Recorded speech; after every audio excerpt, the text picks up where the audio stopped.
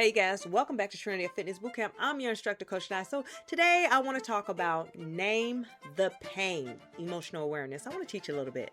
I want to teach about this. In this lesson, it's all about learning how to recognize what you feel instead of pushing it down.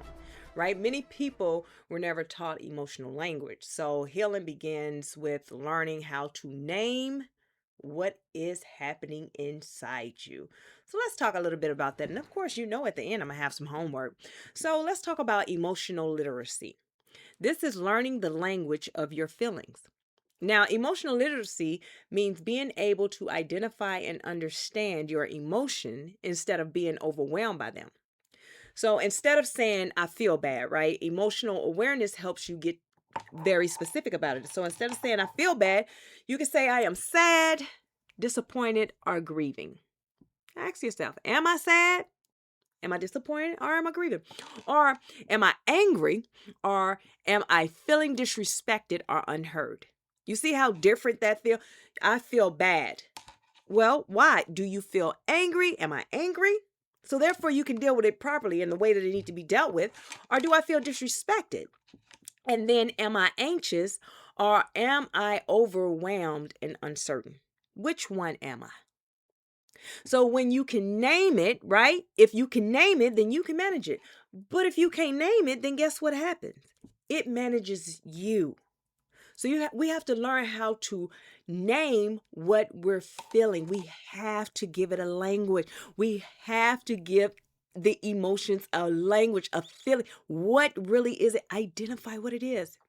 Um, like I always teach, like we grew up in a household where there were two emotions. You're either angry and happy. So if someone made you cry, you're angry. If someone told you I love you, then you're happy. If somebody give you a gift, you're happy. If someone make you confused, you're angry. If somebody make you mad, you're angry.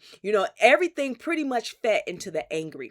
And so since they made love an emotion, right? Which love is not an emotion, it is a being, is bearing the fruits, right? Um, since they gave love and emotion, now you break up. What do you do with the love? Right? So we learned how to put it into angry. So I grew up in the times where, oh, you break up with someone, they become your enemy. You don't like nothing that they do. That's why that went into angry. Or you birth what? Jealousy. Now that's a whole jealousy has entered the chat. And so since you're not angry at them, you put the love into jealousy. So it's that type of thing of learning how to properly manage your emotions and become emotionally intelligent. So let's look at naming emotions versus suppressing them. So suppressing emotion means pushing them down or to ignore them or pretending they are not there, right? But emotions don't disappear, they just wait. Yeah, they don't disappear, they just wait. And guess when they show up? So let's talk about your childhood. You learned to suppress them, ignore them, pretend like they wasn't there, and they showed up in your adulthood. That now you're an adult, but your mindset is very childish.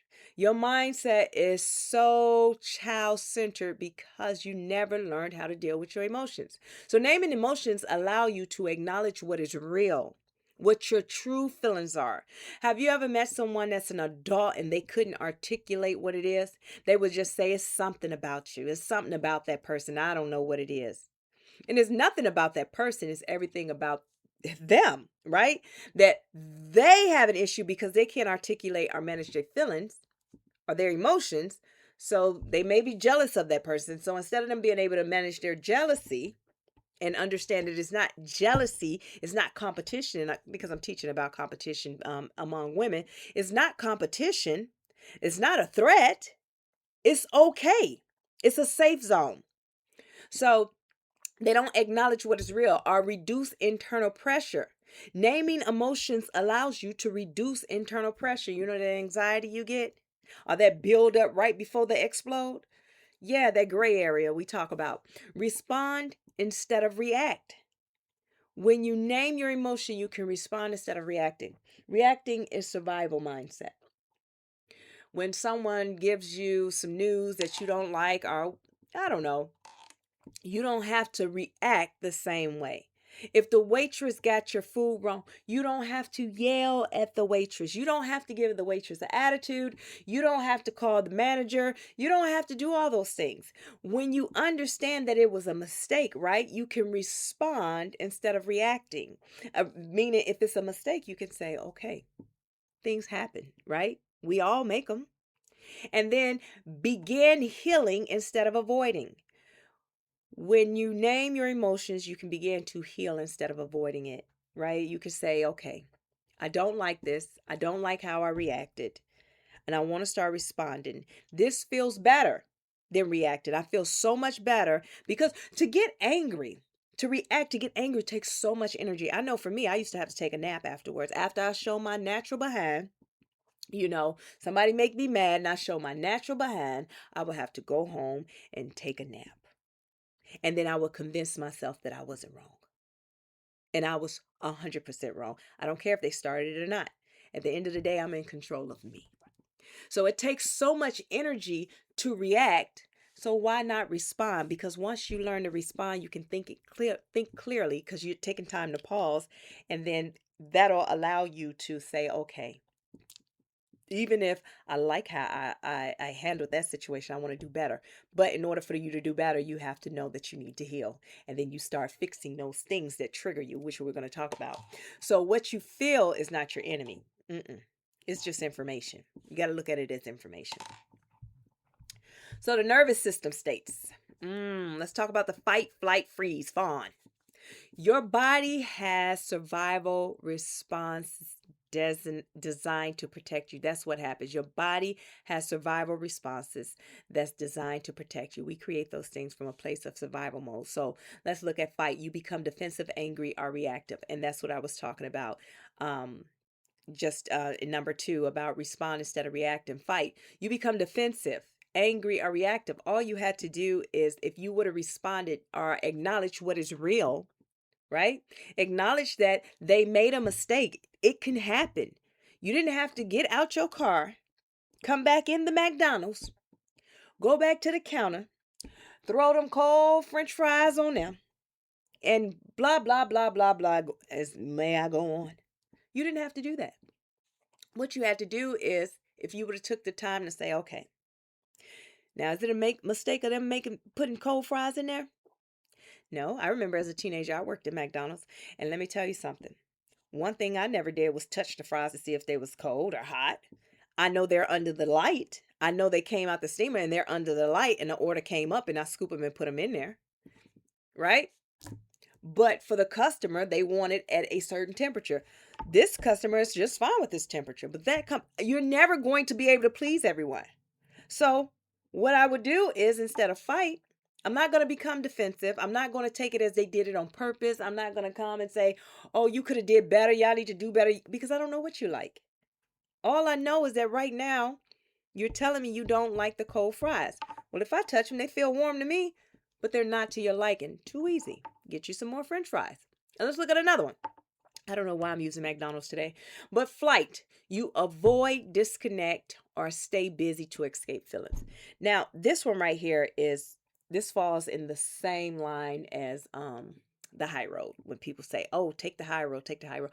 And I think that is just another toxic way of handling things, and another unhealed way of handling things. And the reason why I say it like that is because you're never going to create boundaries. You have to respond. That doesn't mean tell them about themselves. Responding means that you create a boundary. So if you avoid, disconnect, or you stay busy to escape, meaning I don't want to deal with that, so I'm going to just stay away. I'm going to just act as if it's not happening. No, you create the boundaries. You can't talk to me like that, and I'm going to take the high road and let you keep.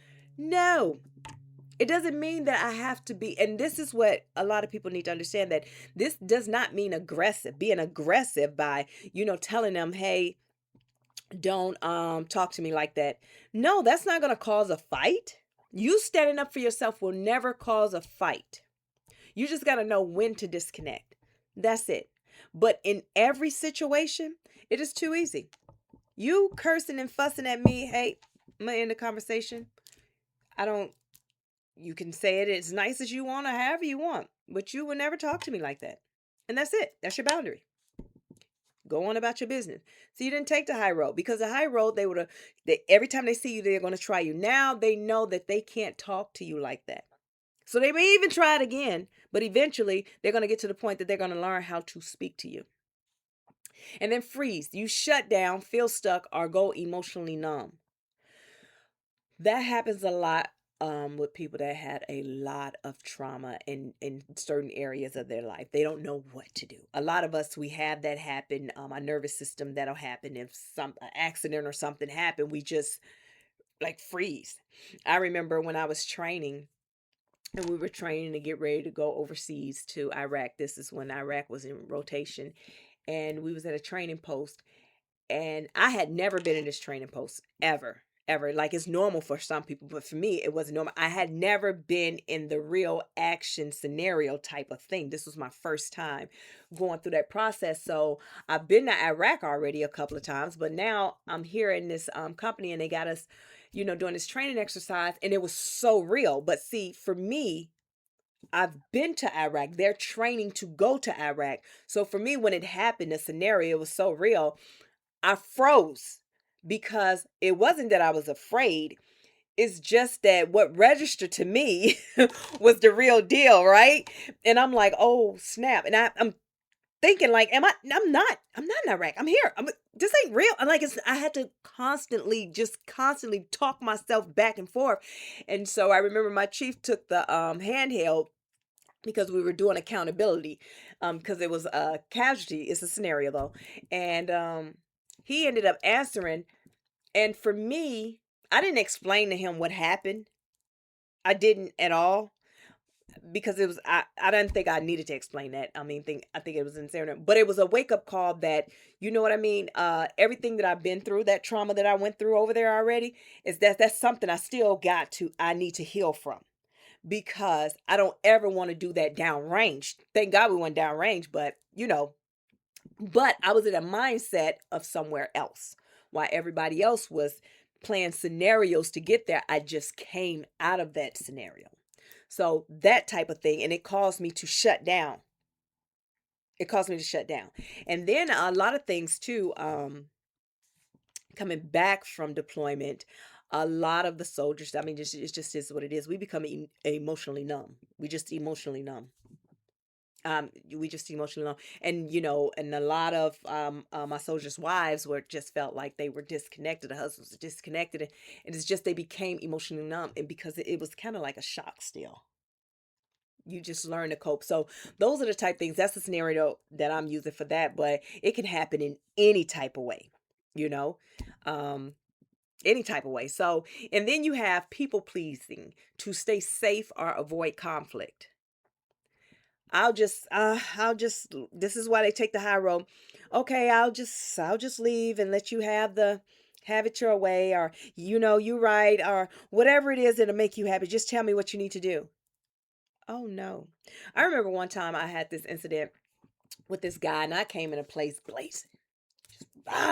This man, he was like, ma'am, just tell me what you need to do so I can fix it. He was willing to sacrifice, right? And after I calmed down, he was like, what can I do? I told him it's nothing you can do, because I'm wrong. I'm wrong, not you, right? But that was a level of maturity that you have to have. You don't just, that's something I had to learn throughout my years.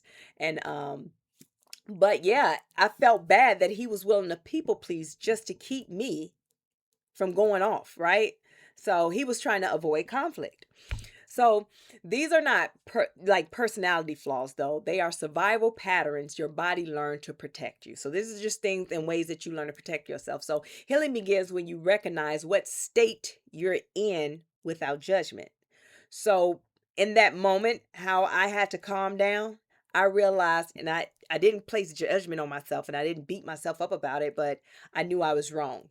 And so I started working on, my me reacting. I didn't have a gray area. I can go from 0 to 100, and then from 100 to 0 real quick. That's kind of crazy. So I wanted to fix that. So let's look at number 4.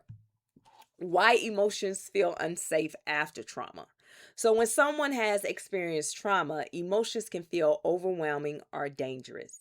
And this is because the body remembers pain even when the mind tries to forget it. Mhm.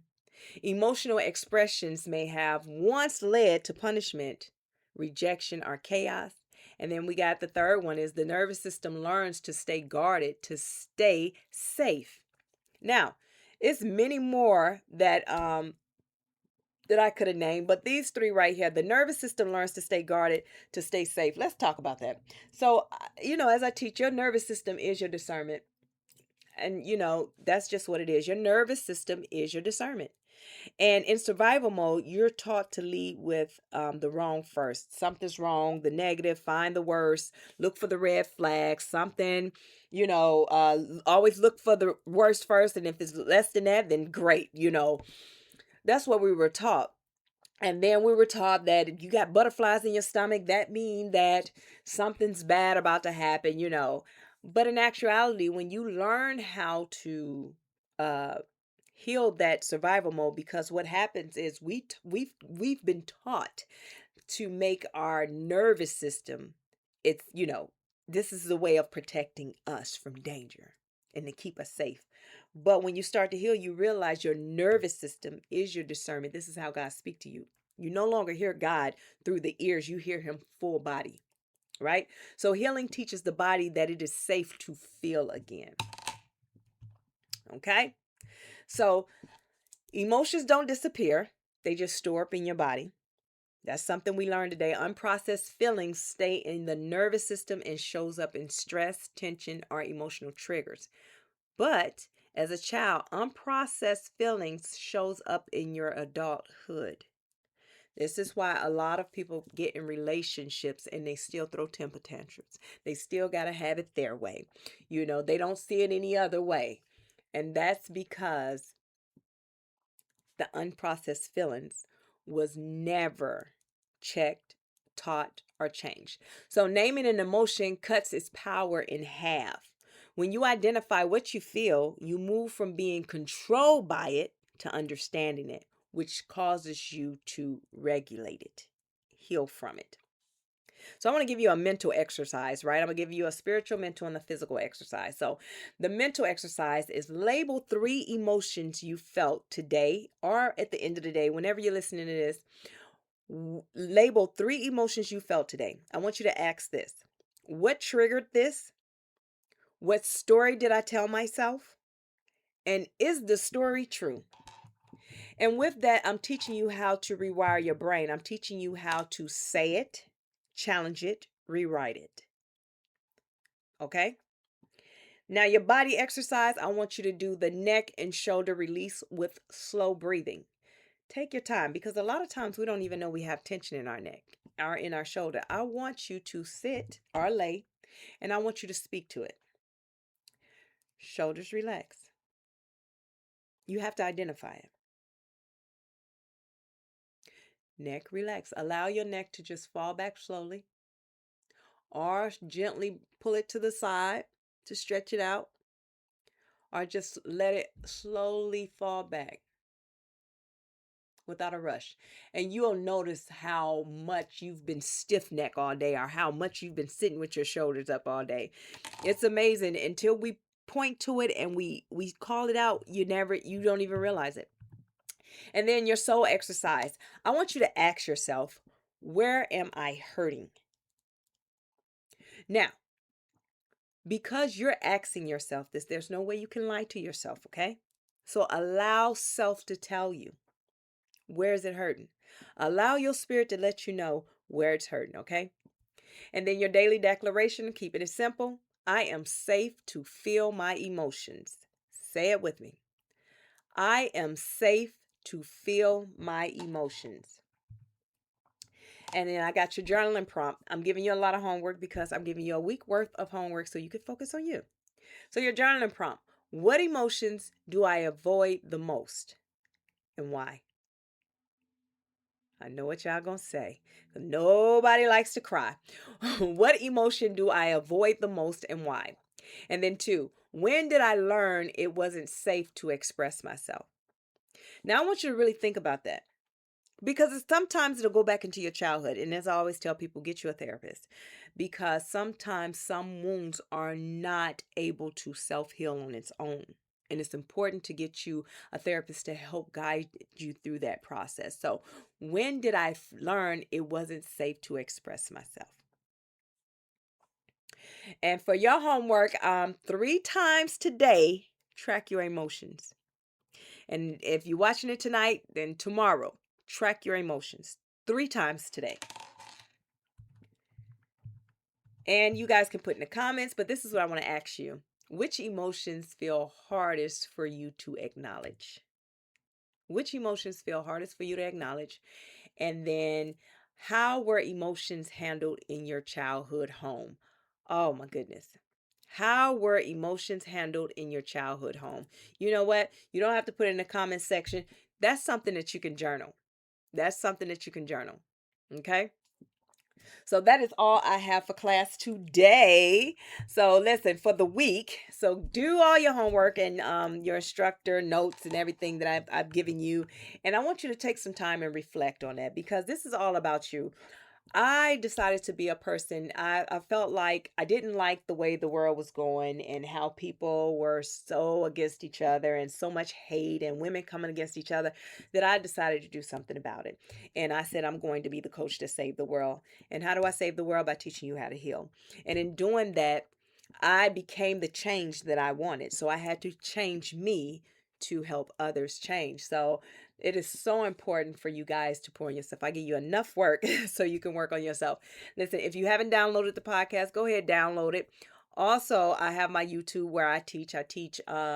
Leadership courses over there, and it's healing leadership courses. And my YouTube is Chat with Coach Nye. You can find me under Coach Nye, but it is Chat with Coach Nye on YouTube. And my TikTok, I teach daily over there, weekdays, and I teach the Lead Her Movement morning show. And that's where I teach leadership about self-love and self-healing.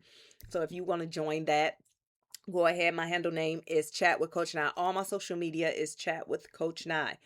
I have the Lead Her Movement Network that just launched June 1st. It just launched, so we're just getting started.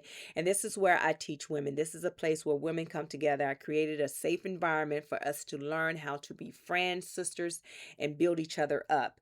So over there, I make sure it's self-paced, because I feel like this. If I put the resources there, then you come get the resources and you apply it to yourself. I can't help you heal, meaning holding your hand and force feed it, but I can make sure you have all the tools and resources that you need. The only thing that's not self-paced over there is the Becoming Her Academy, where I teach. And I do a weekly class every Thursday, and I teach about right now we're in the sisterhood framework.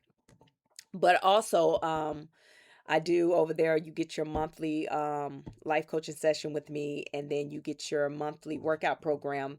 So you just come in, get what you need. You get yourself on my schedule so you could do your monthly, and I'm going to give you your workbook packet that you're going to work on. The whole purpose of the Movement Network is for it to have enough resources so you can go in and you can be so involved in yourself you don't have time for anything else. Everything in there you can pour into yourself. It's something to do to keep you occupied and busy. It's set up like social media, so you can make that your first stop, so you can set your intentions for the day or for the week. Okay, so that is leadhermovement.mn.co, leadhermovement.mn.co. So everywhere you meet me at, you're going to get homework. If you want your homework emailed to you, subscribe to my email list at tofbootcamp.com, tofbootcamp.com.